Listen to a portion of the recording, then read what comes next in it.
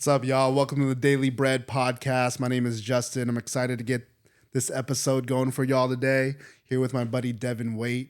Yeah, man, we're gonna start today like we always do with a prayer, just to set the space and welcome God into what we do. So, we'll bow our heads.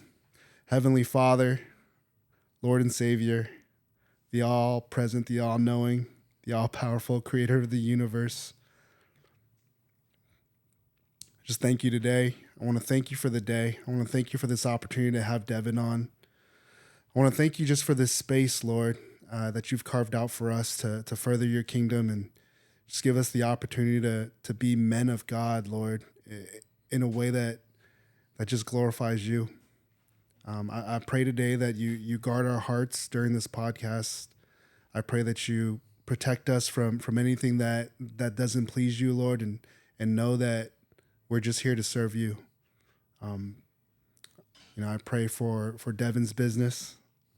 I pray for the listeners today. I pray for Danny behind the camera. I just pray that you lift us all up, Lord, because anytime you do, just know that we give you all the glory. In Jesus' name, amen. Amen. Cool. Well, welcome, Devon.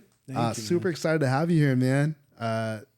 Just some backstory. We know each other from another circle. That's some right. work that we do together in another place. And something that always stuck out to me, dude, is you always asked me about my business.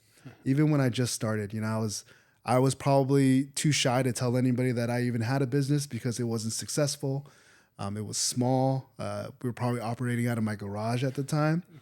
And you've always been really curious of what I do, man. And the coolest thing is you've also always been willing to give me any advice that comes your way. I think just the fact that you think of me and you think of my business means so much. I remember a text that you sent me at some point. I think you were probably going through TikTok or something like that, and you got a video of a mushroom farmer doing stuff in shipping containers. Yeah. And you sent me a message and you're just like, hey, what about this? What do you think about this? And for a man that I just know you as a very successful but humble man, for you to take the time out of your day to check up on somebody who's just starting their entrepreneurship journey at the time, it meant so much to me, and it just shows your character, dude. So I'm super excited to have you on here. Yeah. To know about, just learn more about your story, learn more about you, and also what you can give to the listeners today. So Yeah, heck yeah. Well, super excited to be here. Thank you for having me, man. yeah, man. Yeah. Why don't you start with just telling us, you're a business owner. Why don't you or I think you own multiple businesses, but tell us, the business that you own, what you do. Sure. Yeah. So the business that I own is called Circa Behavioral Healthcare Solutions, and that particular business is a consulting firm for behavioral healthcare centers. So essentially what we do is we help behavioral healthcare centers, specifically mental health and substance use disorder centers, either start, expand, or grow, and so we've been doing it for 5 years now, and going on 6, and it's been wonderful, man. It's what I was like made to do. Wow. What I feel, so. Calling from God. Definitely, yeah. I'm sure. Hopefully, we get into that. Yeah, man. So. How do you get into a line of work like that? So I'm a man in long-term recovery, and so my story started by going to a behavioral health care center myself, man, when I was 19 years old, and it was a pinnacle point in my life, and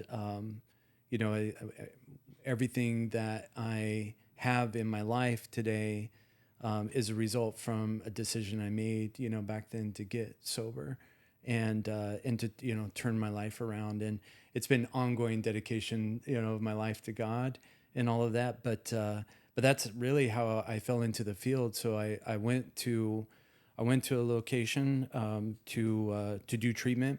And then, like I was just speaking to you about, I got a job there, and started working in the field, and then kind of worked a bunch of different positions, and eventually ended up becoming a partner in a behavioral healthcare center myself. And that was in 2010, and did that until 2020.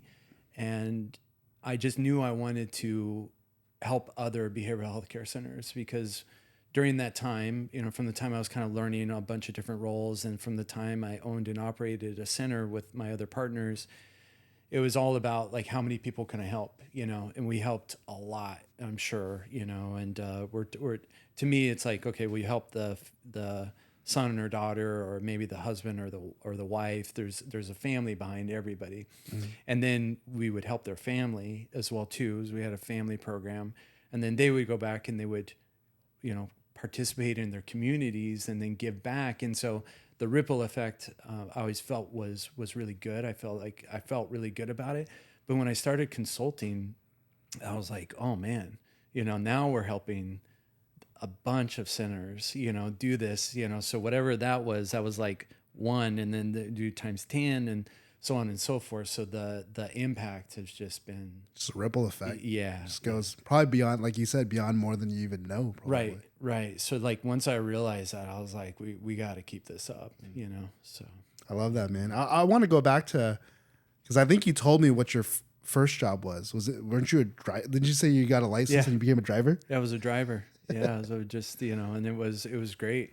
Just, you know, it's like a behavioral health technician, but I've worked every job, but I'm not a clinician by trade. Worked with wonderful medical doctors, you know, and so on and so forth. But the business side of it really worked for me. I always worked with really good clinicians and really good doctors, and they do their job, and I would do my job, and you know, it just really worked. But yeah, I mean, just about every single role, I really fell in love with, you know, helping, you know, people recover, which, if you really distill that down, it's helping them find God at the end of the day. And I love that. Yeah. And so, so when they would turn to God and whatever that looked like for them, then, you know, everything would change. It's like, I worked in it was a 28-day, but 30-day, you know, and it was all men at the time. It was a ranch out in Riverside. And it was like week one, like a little light would come on. Week two, like the eyes would even get like brighter, you know?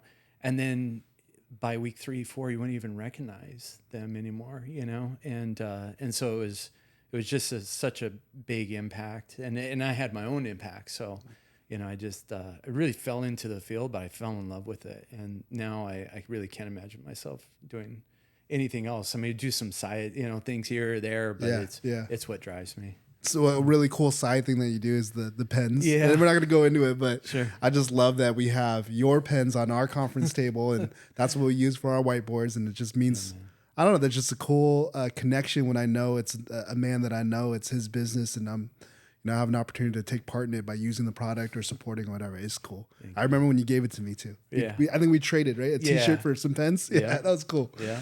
I want to know, I get that we skipped over. I mean, there was like a really fast forward. Yeah. Because the story that you're giving me is you got the driving job, and it was kind of just like in front of you, right? Yeah. And then how do you go from that to starting your own business? Because I'm sure there's a huge gap. Sure. You know? Yeah. No, it's a great question. So that particular job, I worked my way up at that treatment center where I started as a driver to the director of operations. And, you know, because I was in my addiction and, you know, battling with addiction and mental health and all of that, then I really stopped my journey in school. So while I was at that job, I went back to school. I went to Pepperdine University and got my bachelor's. And I was working on my bachelor's, and when I had earned it, I was like, and I was the director of operations. I went to my boss, who I have a wonderful, I actually met my wife through that. Oh, awesome. Through that boss. So there's a great story there as well too. But anyways, he was like, well, you should apply for this job over here. And it was under the same umbrella of the company, but it was overseeing a program that was right on the beach in Newport Beach. And I knew of the program, so I applied for it. And the gentleman, there was a couple applicants, but I knew one of them. And the gentleman, he was a doctor. He beat me out at the job, and he was way more qualified. So, but I just kept going, you know, to school and just trying to see what's next. And it was actually, I was taking a client to court one day to, you know, go through that, which we would do often, and we would advocate for them, you know, at court. And of course, they have an attorney and everything, but it was good to give a report from the center and, you know, help them, get through that, whatever, so there's legal, there's family, there's all kinds of things that people need to get through. But on this particular journey, there was a gentleman that was at the courthouse who was working at another treatment center. And I was just telling him, hey, I applied for this job. I didn't get it. He said, you should come over here and check this out. And so I did. I knew that owner of that treatment center from the one I worked at. He had left some time ago. And then, so I knew the partners already, and I went and I met with them, and they said, we were hiring this hotshot CEO, and we'd love for you to come meet with him and see if it's a good fit. And he really was a hotshot CEO. He's been one of my mentors ever since. His name is Mike Netherton, and he was the CEO of the Betty Ford Center for years. And so we just connected on a level that, was really meaningful. And he broke down what's important to him, and God was at the top of that list, and work was, somewhere down there, and there was family and everything else in between. And so anyway, so I just, I jumped over there to work with them, was really bought, hook, line, and seeker, after meeting Mike, and then that's the business I became a partner of. And so as I came in as, I think it was the director of operations and compliance, and then executive director, COO, and we grew the business over a 10-year period, and it was amazing, so I was on the operations side, but this was, having stake in the company, growing. We had 190 employees. We were in 3 different states, and there's a lot of challenges, but I learned a lot, as well too. So I can tell the story of when I left there and then broke out and created my own business. And what that looked like is the business was struggling. Like, how there's ups and downs, and this particular down was that so in behavioral health, and especially after the Affordable Care Act, whenever that was,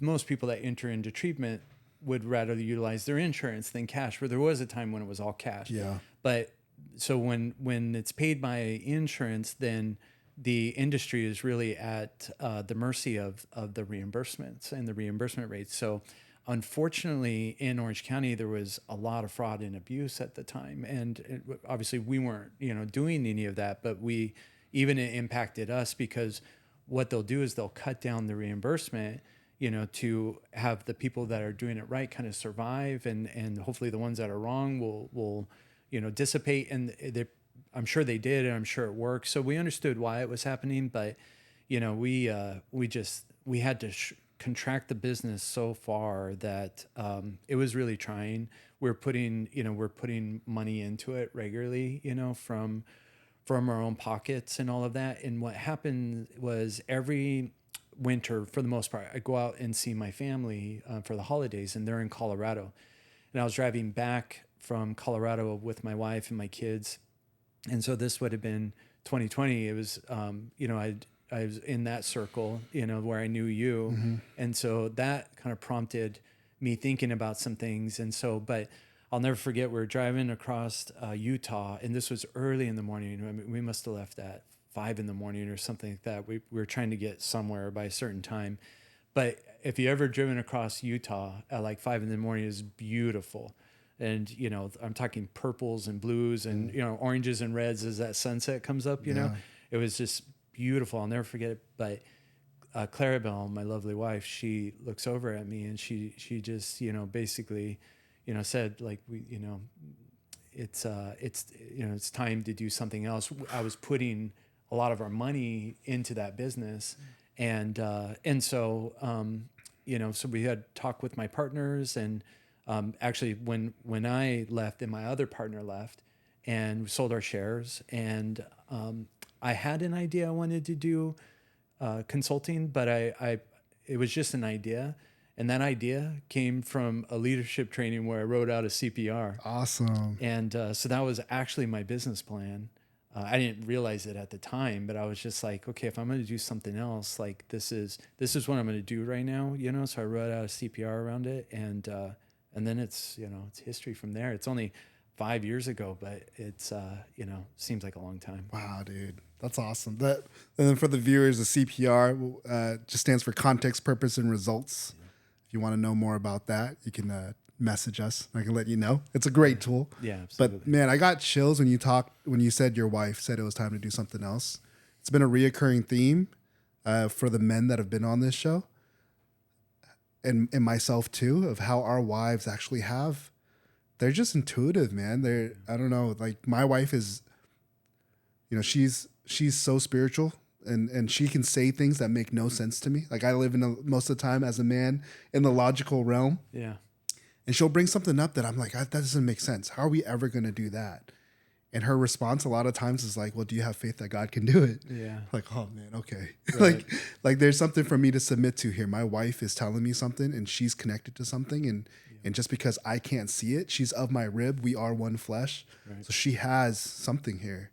And I've been learning more and more of the power of just the covenant of marriage, And when you said that, it's like there's also another man that I had on this show whose wife did the exact same thing, where it's like what he was doing wasn't working, so it's time to do something new, and then his business was born out of that. So that's awesome, man. Yeah. So I mean, I owe so much to Clarabelle. She's just, man, I made a line of really bad decisions before I got into recovery, and then after I made some bad decisions afterwards. But when I got into recovery, I met Clarabelle through that first boss I was telling you. And then I said, I'm going to marry this girl. And why? I thought she'd be a wonderful mother. And she is, and that's what she does. She's, she takes care of, the kids and the home. And I just couldn't ask for anything more, So it's, but yeah, I hear what you're saying. Like when my wife said that to me, it made a profound impact. I knew it was coming from a place of, love and care and spiritual, of nature. And we've had a couple of those moments, but that was a really meaningful, with the scenery and everything, You painted it perfect. I saw it. I was in my eyes. I was like, yeah, if your wife turns to you with the background of the Blue Mountains, you can't say no. Yeah, right. Exactly. And to your guys' testament to your wife and you, I've met your boys. I know them, I know them pretty well. We spent some time together, and they're amazing young men. So thank you. Good job for that. Thank you. Yeah, dude. Yeah. I appreciate it. Yeah, I just can't believe, like, this is so far all of our guests have been men. That's not how it's probably always going to plan out, or pan out, but that's how it's been. And it's amazing of how, the conversation of wives have come up. I think it's just so, I think what a lot of men maybe in our culture now lean on is this like hunter mentality of I'm going to go conquer the world and I don't have time for a wife, or I'm going to go conquer the world and when I do, that's when I'll find I'll get a wife or something along those lines. And it's been really humbling and to me to hear how many men have found their businesses whilst being married, because you have responsibility, Yeah. I think starting a business is this huge risk on its own, but if you the compound of starting a business and having responsibility of taking care of a family is a whole new level. Yeah.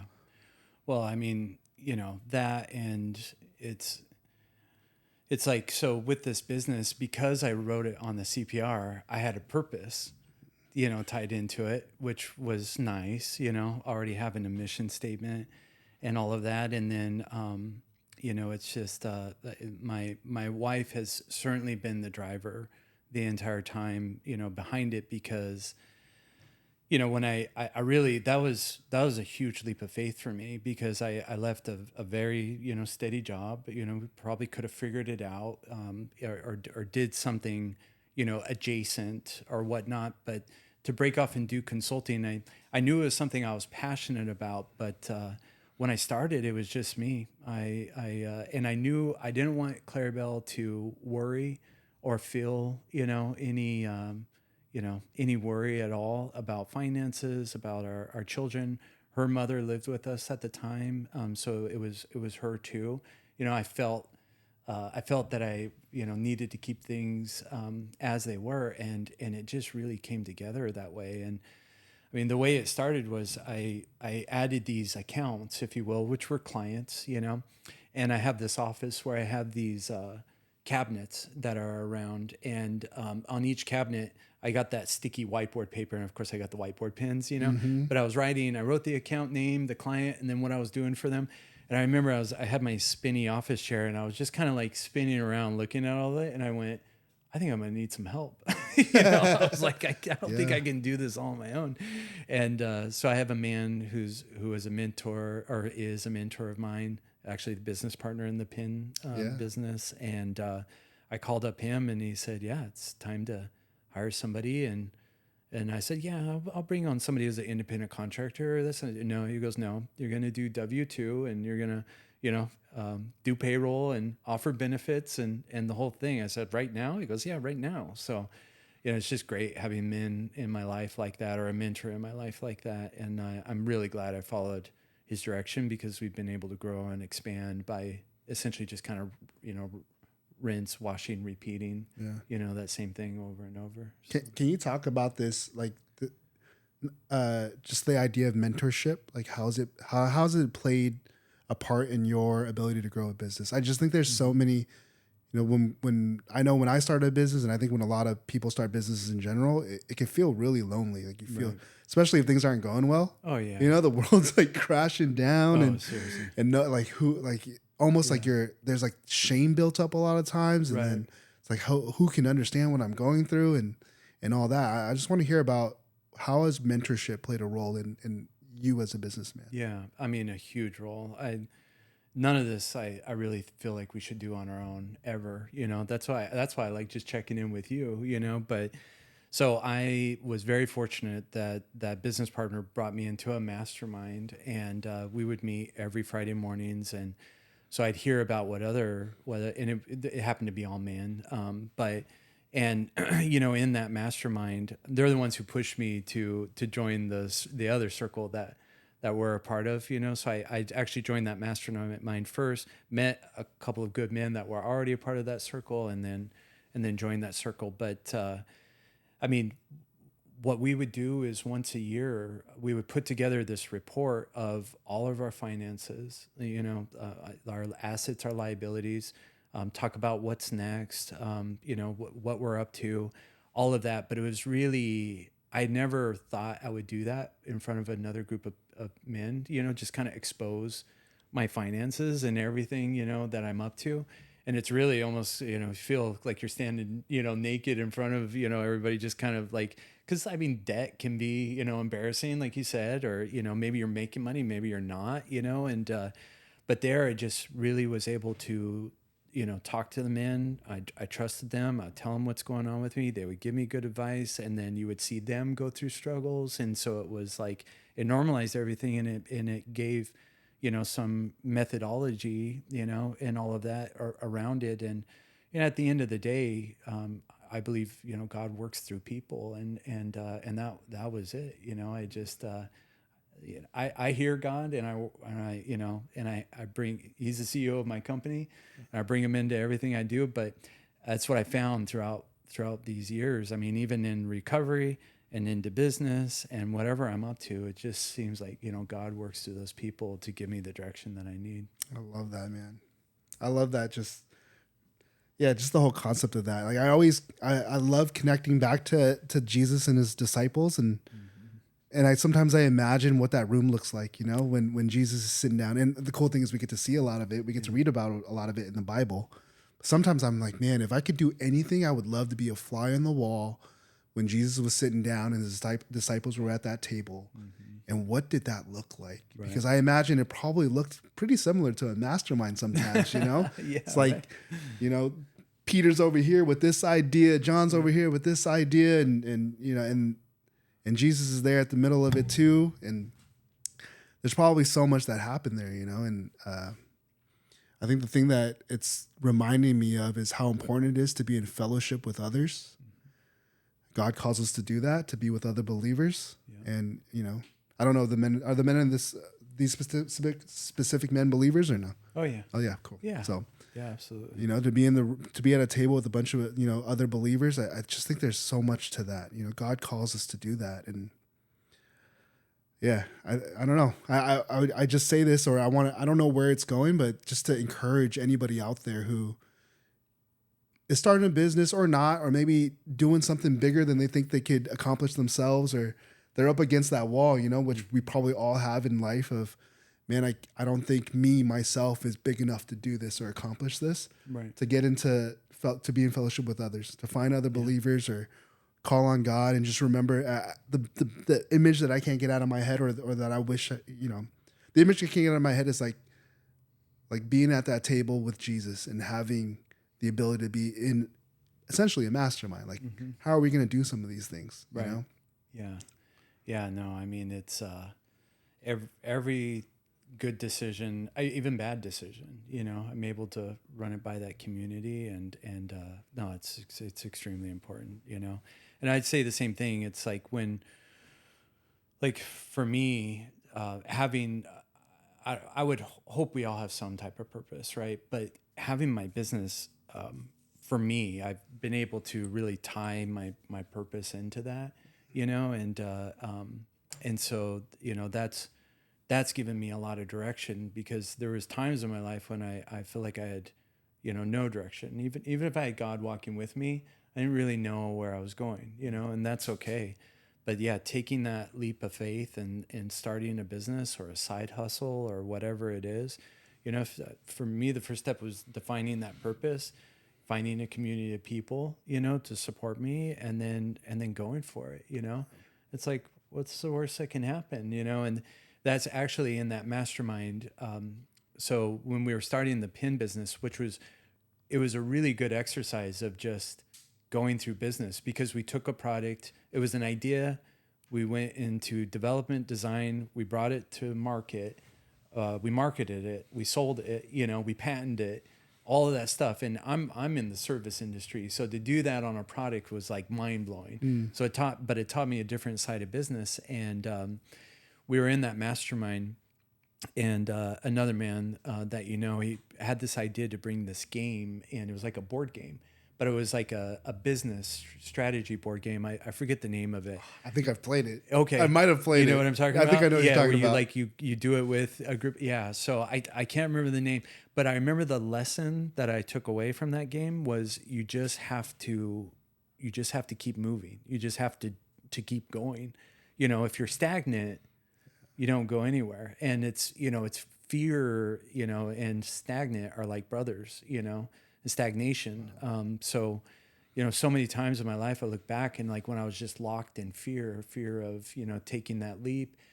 And again, what's the worst thing that can happen, is like you fail. Well, great. Like how many great things come out of failures? I mean, I'm a person in long-term recovery. I like failed at life pretty bad. I didn't show up to treatment because I was on a winning streak, and then, was able to, turn that around and see so many other people turn that around. So these what we think are failures is a product of our movement. And then that movement, it'll land. You just have to move. Like you clearing out this space, you moved, you made a decision and you did it, Yep. That's for the viewers. The space that we're actually sitting in was a supply closet that was full of dust and rust, according to Danny. It was a mess, man. And all I saw it as was actually like a shameful part of my business, or shameful part of my building. I didn't want anyone to come up here. Didn't want anyone to see it, because not only was it just a dark, dirty storage room, it was super unorganized. We had tools laying around everywhere. It was, when you think about that, closing that closet door so no one can see what's behind it, that's essentially what this room was. And as we started clearing it out, really similar to like analogy of my life, as I started clearing it out, I started to see what this place could become. And just like when I started getting rid of the things in my life that don't matter, God started lifting the scales from my eyes, and I could really start to hone in on a purpose or how to be in service, or what God's calling me to do. I really love what you talked about just being in action. Is kind of like the gist of what I got. Right.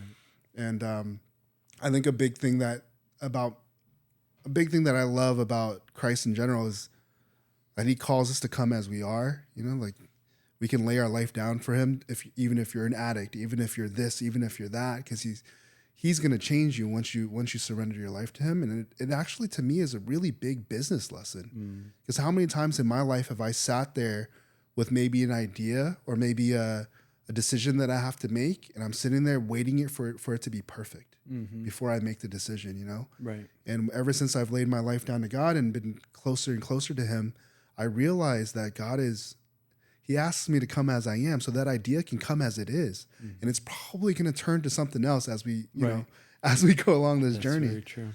So I love that you say that, man, and yeah, I want to know, because even though you said, you know, starting the business, I want to know what it was like that like inception. What is it? Inception point? No, conception point of the business. Because you're saying you're sitting around this room, you're looking around all these clients and stuff. I want to know, from when you quit your job or you left that other business, like, how did you get your first client? How did you even like figure that out? Well, the jump that made it a little easy for me was I had already been in the field. Let's see. So I started in 2003, and then I left that other business in 2020. So I had a ton of relationships in the field. And what I did was, the business that we owned and operated, a lot of the people left there and created their own centers, you know, which was wonderful to see. So a lot of my colleagues owned and operated treatment centers. And so I just called on them. And so, you know, when I say we help other behavioral health centers start, expand, and grow, what our specialties are helping them getting licensed and accredited, and, you know, navigating the intricacies of working with the government, because that can be challenging. And then with these national accrediting bodies, which is like the key to be able to get a gold stamp of approval, you know, all these different things, but it allows them to bill medical insurance. And so, so we knew how to do all these things, but we just, you know, got really good at you know, at something. And so I knew I was good at it. And I went to my colleagues and I said, this is what I can offer you. I just picked a price, what I thought was a value. Now, and in all fairness, when I was owning and operating and running the treatment center, I had hired consultants to help me with certain things. And so I had, you know, I had pricing in mind of what I thought was fair or good and whatnot. And so I started doing that, and I added a few, and I had a goal in my mind. I said, okay, by this time I want to have, you know, 6 of them. And by this time I want to, you know, and it just, you know, started happening. And, to the point where I needed more people, you know, to be able to grow and expand. And now we're, you know, we have a California team, we have a national team, and we're working in most states, you know, unless there's a certificate of need state, which there are. That just means it's challenging, very challenging to open a health center of any type, really. Then, you know, we're working in that state, and we're helping bring, you know, treatment services. And I really needed to do a count, because this was, you know, halfway into the business. We had opened up, when I did a count, we had opened up 777 beds, and that was only in California. Then we expanded nationally, you know. So I needed to do a count at some point, but you know, that's just kind of where I knew I couldn't do it alone. I knew who to call and ask for advice on. They told me exactly what to do. And then it's just a matter of getting the reps in, you know, because, you know, you hire people, you know, you work through that, you find out what works and what doesn't work operationally, and, you know, what systems work for you and all of that. And you just grow and develop. And I mean, what's nice is I really believe that my true definite purpose, you know, and I perfected it a little bit, you know, which is to protect the vulnerable by powerfully outfitting healers, so that those suffering turn to God, families unite, communities prosper, and humankind wins. So, and that's that ripple effect. You know, you have that memorized. You have that memorized. I say it every morning. You know, so that's how I know it's real, man. You know. Yeah, absolutely. So with that, you know, we just, like I said, just keep rinse, washing, and repeating, and we come up with different challenges. I mean, we just, you know, and these challenges, we, you know, I always turn to God, and, you know, try to see things as an opportunity, because I'll find myself. So, for example, some zoning rules just change up in the LA area, which it's been quite a challenge. And I've been through zoning changes before, and you know, when you're dealing with centers that have to be, you know, zoned correctly, it can create. So I just try to look at it as an opportunity, and and I pray about it, and turn it over and see how we can turn this opportunity to change. And what's interesting is right when I started my business or this business, COVID hit. And same thing, it was like how can we make this an opportunity? And every time when we think that way, instead of like, oh no, this is gonna like be terrible, it's just opens up doors that I would have never thought were there in the first place. So Is this the first business you started? no, so well, I joined as a partner of the other one, Yes. but I started the pin business before this Oh, one. you did? Oh yeah, Yeah. yeah, we started that, gosh, I guess when I joined the mastermind, so not too long before, maybe about a year before this one, or so what, 2019 Yeah. started the pin business. Then this business started in 2020. Since then, there's been opportunity to open what I would consider adjacent businesses. So I also have a medical billing company. And why that is because when we start helping clients, that's one of their first questions is, do you know of anybody who does medical billing? And I have wonderful referrals, but I had the opportunity to start one, and it's been wonderful because we get to also do work in a way that my consulting business wasn't doing that. And in that one, I have a business partner. So in the PIN business, I have a business partner. You know him. This is a single member LLC. The consulting, I have one business partner in the billing company, and then just recently, and when I say recently, I'd say within the last 6 months, I with some other business partners started an HR consulting firm. So we do human resources services for behavioral health care, and it's probably good for now. That'll be it for the time being until God reveals what's next. But the challenge for me has been like how to juggle everything and do that, because I also serve on boards and participate in church and have a family to raise. So it's just That's a lot. It's balancing it all. Yeah, because I joined the Noel Family Foundation. I didn't know if you knew I that didn't as know well that. too. Yeah. Yeah, which has been amazing. And then I've been with a board called CCAP since 2016. But the Noel Family Foundation has been wonderful. It's opened up a brand new. Can you tell us about that a little bit? Yeah, so the Noel Family Foundation was started by the family of Bradley Noel from Sublime, and his sister Kelly started it. And then the executive director is Kevin Shin. He's a city councilman in Carlsbad, also ex firefighter, LA firefighter, and ex Marine and salt of the earth, guy, one of those guys we want to be around, and all of that. But the Noel Family Foundation, they actually originally started 2 sober living homes called Bradley's House, and the motto was, "When there's a will, there's a way."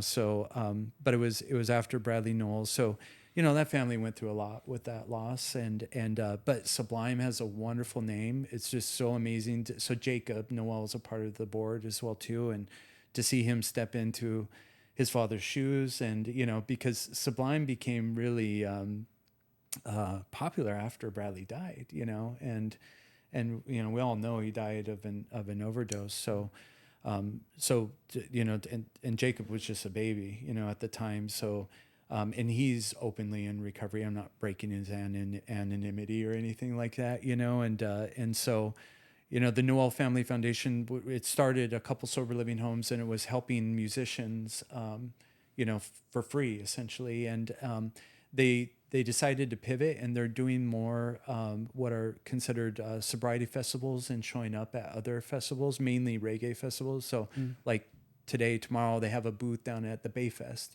down in Mission Bay. And I know there's another festival up here in Long Beach, but wherever they are. Yeah. And then they do what's considered a Sublime Life Sobriety Festival once a year, and maybe more in the future. But it's in downtown Oceanside. It was the second annual one, was on May 30th this past year.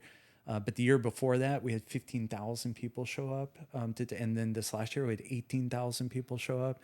And it's a festival, and the music really brings everybody together. But it's a bunch of vendors, and it's not treatment. So you have recovery, you have clothing, you have fitness. There's anyone who's aligned with wellness, and so when we bring everybody together and just listen to some great reggae music and raise awareness, so yeah. So what the Noel Family Foundation does more or less is raise awareness around addiction, and combating that. And so at these, like when they're at the Bay Fest, people can find reprieve there. They can go hang out at the tent and kind of, they can get some free Narcan if they want. And obviously they sell swag and stuff, from the Noel Family Foundation. Yeah. And it was actually started through a record on Law Records. There was a record called The House That Bradley Built, where a bunch of good reggae bands came together and played Sublime songs, and then the proceeds went to that to start the foundation. It's very cool. Yeah, it's been amazing. Get the legacy living on. Absolutely, yeah. Something that is just hitting me right now as we're sitting here is, I think my business mentor, I don't know if this is a correct stat, but he said like 9 out of 10 businesses fail. And I'm sitting here with a man who, I don't think you haven't had a business fail. How would you consider failure? It's well, I mean, I would consider failure as probably no longer operational, closed down. But is that a failure? It's there's lessons from it for sure. I hear you. But I mean, what I'm getting at is like, I want to know like why do you think that is? Like, how did you, like, what's special about you that got you to the place where you have successful businesses and you haven't had that kind of failure? Yeah. No, I hear what you're saying. Yeah. Well, I think it's God first, number one. Business can be dicey. You find a lot of things that aren't in alignment with what we would understand from the Word of God, and all of that. And of course, you mix all kinds of things behind it. And especially in the work that I do, you mix politics and, conflicts of interest and things that don't seem right, and public officials, controlling certain things and all of that. So the list could go on, but, keeping God first, God truly is the CEO of my business, then, the money will come. And that's the truth. And, doing the right thing always. I've made some bad decisions, of course, even in business, but that's okay. And I think more often than not, I just continue to learn and learn and learn from my team. So that's the best thing I ever did was hire my first person, and over the years, and this isn't many years, 5 years, almost 6, but Clarabelle's been a wonderful, person to just have alongside me. And, she doesn't help me with the day to day, but she certainly sees what I'm doing and gives me, wonderful advice and sees certain things. And I trust her implicitly, and all of that. And so, but yeah, I think, just like for me, it's never, it is, I shouldn't say it's never about the money, because that's not true. That we have to have the money to keep the lights on, and money affords other businesses maybe to open, grow, expand. And that's not for everybody. I didn't think I would be running 3-4 businesses or even think that might be a good idea, but it just kind of worked out that way for me. But I know that consulting, really works for me and fulfilling that purpose, and anything that aligns with that works. And so, yeah, it's just keeping God first. And, I do that through staying in contact with, men like you. I have a amazing morning routine with a really good prayer station, and just, hitting those, staying consistent, and being disciplined around it. It just, the money has come. So. Yeah. I am interested in that because like your line of work, you're like, there's a lot of probably very vulnerable people that you come across in your line of work. And at the same time, it's a business and you have to make money. Mm-hmm. I do want to know, like, how do you balance that out? How do you come to terms with, doing the right thing? Because you just said there might be some evils in the space, politicians or sure, or just whatever comes across. So how do you navigate towards making a decision that is God first and isn't? Yeah, well, it's about for the work that we do in consulting and the other businesses, it's about the client at the end of the day. And in consulting, sometimes we refer to a client as the center we're working with, but they have clients and residents and patients. And what I love about the work I do is because I love working with clients, and I'm not a counselor or a clinician or anything like that. But when I ran the treatment center, I felt really responsible, which was a good thing because you have lives at stake. You have people that are, they show up to your doorstep, to get better. And so I felt a big responsibility there. Now it's just more of a responsibility to help those other centers help their clients. And so I feel like grandpa now. I get to go in and kind of like play with the kids, and they're not my responsibility and all of that, you know. But it's just about them recovering and fulfilling on that purpose. And if that, you know, if we're doing that, then everything else just really falls into place. So we'll run across people that aren't making good decisions, might not be aligned with God and all of that. And you know, for me, it's always been of a place of more mentoring and you know, kinship. And you know, if somebody's purposely making if they're trying to hurt people that are vulnerable, that's a big problem, right? But if they're misguided and they don't understand that they're doing that, then they need some mentorship and kinship and all of that. So one thing I learned in behavioral health care is that the people that show up to work at behavioral health care, I was one of them, aren't always the healthiest. And I mean, you'll see that with therapists and doctors. And I mean, these are wonderful people and those are the healers I talk about in my purpose statement. But the more support that they can get through Christ and God or whatever works for them, through communities, through people like me to make them understand how to navigate something that's really challenging, then the more powerfully they show up for their clients, and the faster and quicker and more powerfully those clients heal, you know, and then they go around and do that for somebody else and help, you know, their communities and families and so on and so forth. So yeah, it's staying on the rails, you know, and doing the right thing. I love that, dude. What's the verse? It's like whatever's done unto the least of us, you've done unto me, or something like that. How does it go? We got Danny in the background. He's gonna let us know real quick. Yeah. I might be making something up. I don't know. It sounds good. Well, I mean, it just reminds me, like, as you're speaking, it just reminds me of you, you know, like this community can be a vulnerable community. You were a part of it. I've known many men who have been in places of addiction. And I think like a lot of times, especially when I see another man, when I don't know him, you know, and it's just a number, like if you told me like there's, I don't know, I'm making stuff up, but there's, you know, 20 men in this facility that are addicted to drugs. Right.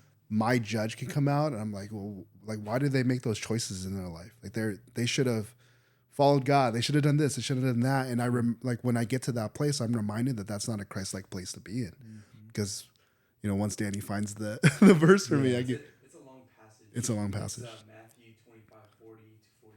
Cool. So you want me to read the entire thing? Can you give me, you know, just the piece that might be relevant right now? So I'm gonna read 44 and 45. Okay. They also will answer, Lord, when did we see you hungry or thirsty or a stranger or needing clothes or sick or in prison and did not help you? He will reply, truly I tell you, whatever you did not do for one of the least of these, you did not do for me. Yeah. That hit me, dude. Because, you know, I think that's what comes out a lot of times when I hear about men in addiction, men that I don't know. It's so different sitting. And I think that's why God calls us to love our neighbor. You know, like when you're sitting down next to me and you are my physical neighbor right now, I can look at you and I can understand. But when you tell me there's this facility over there with this, like, men of addiction over there, it does come to me of like, well, they should have made better choices in their life, you know?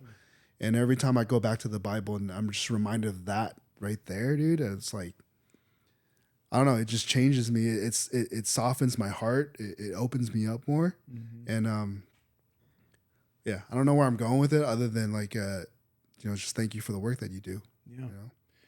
Oh, absolutely. I'll never forget. I was visiting with a nurse one time and she had the same outlook. And you see that actually quite a bit in medical. So like, let's say two people come into a hospital and one has, you know, had a heart attack and the other one has had a seizure from alcohol. Well, the person who's had a heart attack, boy, they better get that person treated right away and get them in and take care of it. Or the person who had a seizure from alcohol might be placed in the hallway and wait for a room and, you know, because shame on them, they should know better not to drink as much alcohol to cause that to themselves, you know. But truly what we've learned over the years is that it is a disease, you know. That's why it's covered by medical insurance and has the ability to be treated, but it's a disease that if not treated continuously, and it's not just medicine, it is, but it's holistic, and it's spirituality, and it's God, and it's, family, and it's exercise, and it's all of that, and which we're learning more and more about all kinds of diseases, that if they're treated holistically like that, that the person recovers, in a more meaningful way. So like that with addiction is so they need that medical intervention, they need that therapy to kind of get to the root of it. And so how many people do you know that maybe struggle with diabetes throughout their life, and they regress, right? They'll get better and then they'll regress, and then they'll or being overweight or whatever that is. So if we start to look at addiction or even mental health in the same lens, then we start to realize that it's something that needs to be, treated in that way. And so it can be a chronic and progressive disease. And, when you see the individuals that are, you go to downtown LA or maybe even Long Beach, and you just see, what's out there, that progression has gone that far, but even they are treatable. And they need those steps, that medical intervention, and then everything else. And then the work is on them, because even somebody who has diabetes that just keeps regressing or relapsing, they might need to change certain things to not be able to do that, so it's the same thing. And so when you have, when people, and they'll tell me they have those thoughts, oh man, they should have just not done that, but it's a chronic and progressive illness that is 100% treatable, so. You just reminded me of like anytime a sinner returns to the Lord, heaven rejoices, and that we are men, we are believers. Christ has already saved us. And how many, like just that parable of, the shepherd, like if there's 99 sheep and one goes missing, will the shepherd not go after the one? And will he not rejoice when the one returns? And Right. That's what you're reminding me of, man. There's so many people in this world that are, lost is one way to put it, but also just going through a lot of things. Yeah. And it's our job, or it's at least speaking for myself, it's my job. I am saved already. I already have my salvation. Mm-hmm. Christ has already died on the cross for me, and and there's so many that don't know him, and there's so many going through, just so many things, and we have a part to play still. That's why we're here. Yeah. I want to know a little bit about your walk with faith, because I know you're Catholic. Mm-hmm. Just tell me, what does your walk with faith look like? Have you been a believer since you were young? Did you grow up in the church or not? Yeah, so I grew up in an Episcopal church, which was, great for me. And I've always enjoyed church.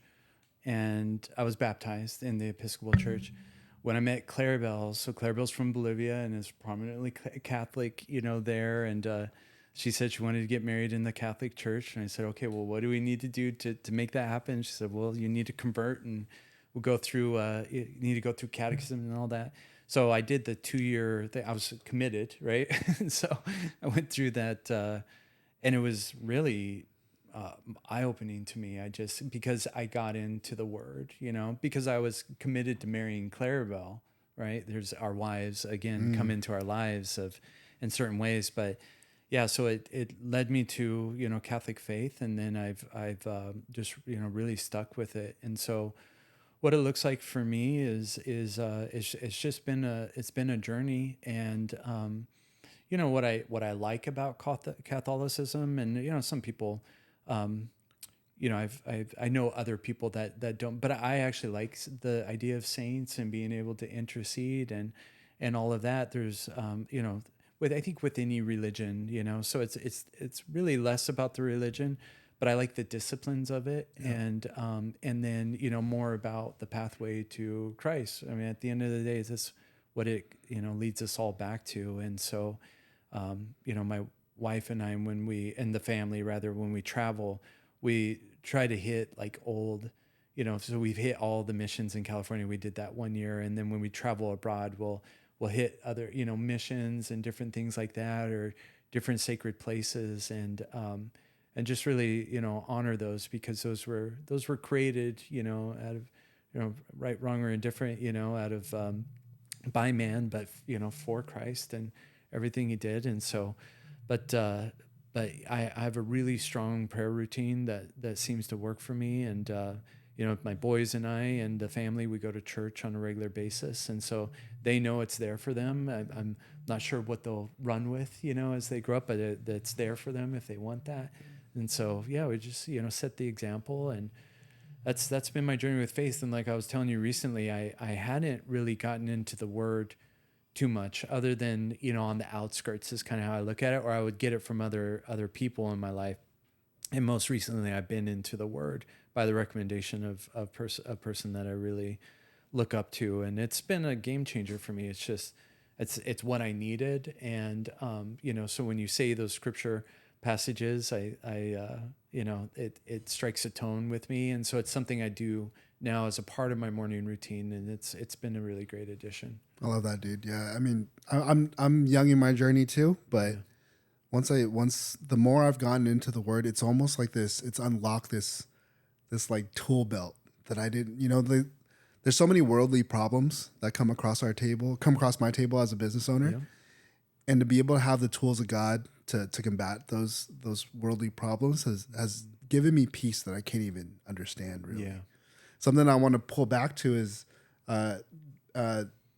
marrying your wife and wanting to get married in Catholic Church, because I did the same thing. Okay. I wasn't practicing any religion.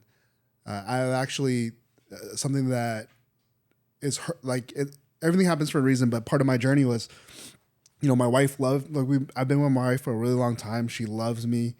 I am, she is of my rib. I'm, as a man, I can lead. Mm-hmm. And there's a point in my life where I led her away from Christ. And because she was born Catholic, she went to Catholic school, raised in the Catholic Church. And I was the one that pulled her away from it. And I have guilt around that. And there's still part of my journey. But the funny thing that you remind me of is when we were going to get married, she was like, I want to get married in the Catholic Church. And I was like, okay, well, what do I have to do? Because I didn't do the things that I needed to do to be able to do that. So we went and had a meeting with the priest at St. Cornelius in Long Beach. And one of the things that we had to do is a marriage retreat. Yeah. Did you do one? Yeah. Yeah, marriage retreat. Yeah. And man, it was one of the biggest blessings of our life. Like this retreat was cool. We went to this retreat center down in San Diego with a bunch of other couples that wanted to get married. And we went through the word, but we also went through some really practical things. Like we talked about finances, we talked about children, we talked about, and then it was also funny because we weren't allowed to sleep together. Yeah. The men had to sleep with the men, the women slept with the women. And that was like, looking back, my wife and I like talk about what like at first we were like, this is something we have to do to check a box. Right. And now looking back, I was like, I can't believe we got that experience, because it really set a pretty good foundation around our marriage. And my father-in-law is devoutly Catholic, and it just, there's something about the like Catholic practices, that discipline that you talk about, that can really, really build a foundation, especially I think for a marriage, but for a lot of things too. Sure. Yeah. Yeah. No, I hear you. Yeah. Even the Eucharist and just, it's very regimented, you know what you're going to get for the most part. And, that works for me, but yeah, I can see that discipline playing into like an entrepreneur or business owner. Sure. As a business owner, we do things that are not glamorous sometimes, like there's things that we have to do. Right. And of course there's a higher purpose and all that, but there's things that we have to do. Sometimes it can be very routine. I forgot who said it, but it's like, if you're a business owner, get prepared to do some boring things sometimes, because that's how we get success. Yeah. So we have to do the things that other people aren't willing to do. And a lot of times I don't want to connect boring to Catholicism. That's not what I'm trying to say, but I'm trying to say like the discipline aspect of something, Yeah. which is really beautiful when you look at it. Yeah. There's this fly in this room that's killing me. Yeah. No, you hear about those people that, they're committed to going to the gym. They really didn't want to go that day, but they went anyways, it's like, I mean, I'm sure you being a business owner, like we have to turn things off and be with our families and stuff. But I mean, it's worked into my life, all in. And, so I need to be there for the family as well too. But it's it's kind of everything, Yes, bringing it in. I know that phrase. As we're winding down, I want to know, speaking about the word, do you have a A favorite verse or favorite Bible study? I mean, Bible story. So so I have a psalm that so when my grandmother passed away, so my grandpa passed away right before I got no right as after I got sober. So my grandpa was able to see me get sober, which was big for me. I really looked up to him, and this would be my grandfather and grandmother on my dad's side, on my mother's side as well too. But we lived close to these grandparents, so we spent a lot of time with them and all that. So when my grandmother passed away, she left a psalm for us that became like a big part of her legacy, and she, wanted that to be a part of her legacy. And the reason why was so my father is the only surviving son out of three sons that they had. And, one had died of illness, and the other one was unfortunately tragically shot as a park ranger, as a out in Arizona. And so both were, sudden and very unfortunate. But again, my dad was the only. So my grandfather, he had died of cancer. He battled with it for 10 years and eventually had passed away from it. But I remember when my grandmother told me is, he battled a lot. And one of those battles was, being right with God after losing two sons, and again, my dad only being their surviving son. So my middle name is after one of my uncles that I never knew, and my brother is named after the other uncle that we never knew. So, but my grandmother, and we talk about women and their faith and all that. So she had shared that what really helped her through those trying times of losing two sons was the Psalm, "It is well with my soul." And so, so I read the backstory on that, and the person who wrote it, and that he had lost his family in a ship sailing, through the ocean and all of that. And it's a psalm. I didn't know that the psalm had that story behind it, but it made sense, that she really, stuck or held on to that saying. And I don't know if you've heard the song, "It is well with my soul," and different, but it just, to me, it means that, everything's okay, even in great loss, and even with, everything that terrible that can happen around us, we turn to God, and it is well with our soul, and at the end of the day, they're worldly possessions, and, so we have our families. Let's really, honor them and be with them while we have them, and hopefully the same from them to us, and all of that. And then the other people in our lives, and then, they can all be gone quite quickly. But as long as we stay right and honor God, it is well with us. So I just think of that great loss, and try to think in my mind how I would even reconcile something like that. But she did, and made her more powerful for it. So that's awesome, man. Yeah, I love that story. That's a good one, man. I learned a lot about you, dude.